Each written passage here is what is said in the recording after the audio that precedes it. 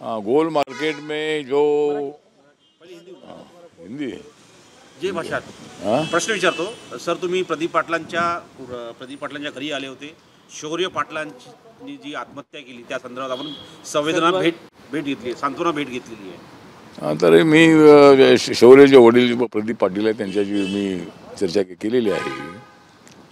आणि जे Saint Columbus जे स्कूल आहे, हायस्कूल आहे, त्या ठिकाणी दुसरीपासून शिकणारा हा शौर्य जो होता, या शौर्याचा मोठ्या प्रमाणामध्ये 4 टीचरने अपमान केला. त्या ठिकाणी जे हेडमास्टर होते त्यांनी त्याच्यावर अन्याय केला, त्याचा अपमान केला. आणि त्यामुळं त्यांनी उडी मारून मेट्रो स्टेशनपासून उडी मारून त्यांनी आत्महत्या केलेली आहे. त्या आत्महत्येच्या नोटमध्ये त्यांनी स्पष्ट लिहिलेलं आहे की माझा असा प्रचंड अपमान झाला आणि याला 4 टीचर जबाबदार आहे आणि दुसऱ्याचा असा अपमान होऊ नये म्हणून मी माझं जीवन संपवत आहे. पण ज्यांनी मला अशा पद्धतीने माझा अपमान केलेला होता त्यांच्यावर का कारवाई झाली पाहिजे. पण आता 1 आठवडा होत आलेला आहे, पण अद्याप कारवाई झालेली नाही आहे. पोलीस स्टेशनला या FIR आहे, पण अद्याप कारवाई नाही अशा पद्धतीची माहिती त्यांच्या वडिलांनी मला दिलेली आहे. मला असं वाटतं की ही घटना अत्यंत गंभीर आहे. अशा पद्धतीनं अपमान करणं हे अत्यंत अयोग्य आहे. त्यामुळं त्या सेंट कोलंबस जे स्कूल आहे त्या स्कूलच्या वतीनं सुद्धा त्या शिक्षकांवर ॲक्शन होणं अत्यंत आवश्यक आहे. पण ही क्रिमिनल केस आहे, त्यामुळं पोलीस स्टेशनकडूनही कारवाई होणं अत्यंत आवश्यक आहे. पण अद्याप काही त्या टीचरना पकडण्यात आलेलं नाही आहे.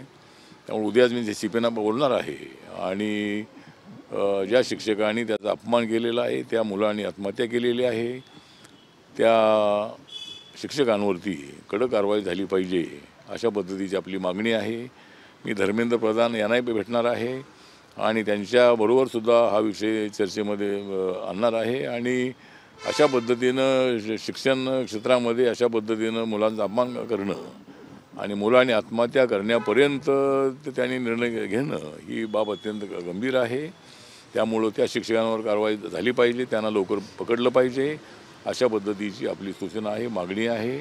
आणि आम्ही या कुटुंबाच्या दुःखामध्ये सामील होण्यासाठी प्रदीप पाटील जे आहेत ते सांगली जिल्ह्यातले आहेत आणि मी सुद्धा आता सांगली जिल्ह्यातला आहे. आणि सोनं वितळवण्याचा धंदा करणारे असंख्य लोक जे आहे ते सांगली जिल्ह्यातले आहेत. त्यामुळे हे कुटुंब जे आहे ते अत्यंत चांगलं कुटुंब होतं.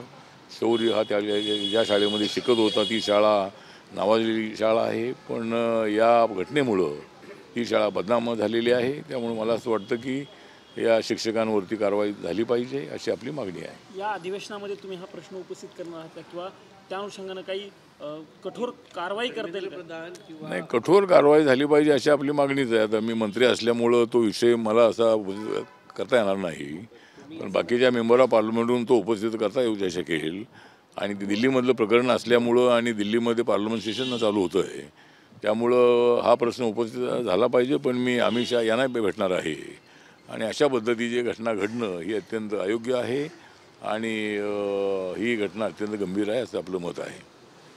सर, या संदर्भात महाराष्ट्राचे मुख्यमंत्री देवेंद्र फडणवीस यांच्याशी आपण चर्चा करणार आहात का? कारण की हा विषय महाराष्ट्राच्या संदर्भात आहे. सांगलीचा मुलगा आहे जो दिल्लीत शिकत होता, त्याला यासारख्या आत्महत्येला समोर जावं लागलं.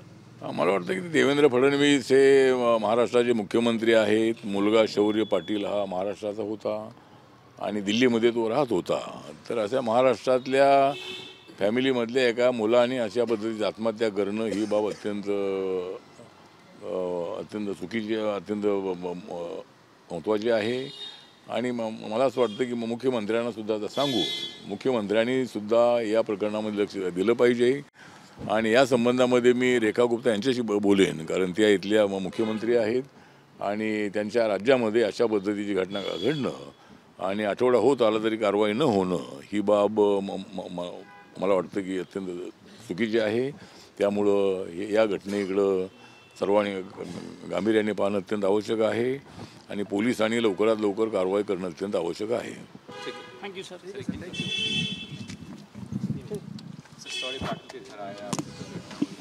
शौर्य पाटिल जो हमारे महाराष्ट्र के सांगली जिले का रहता था,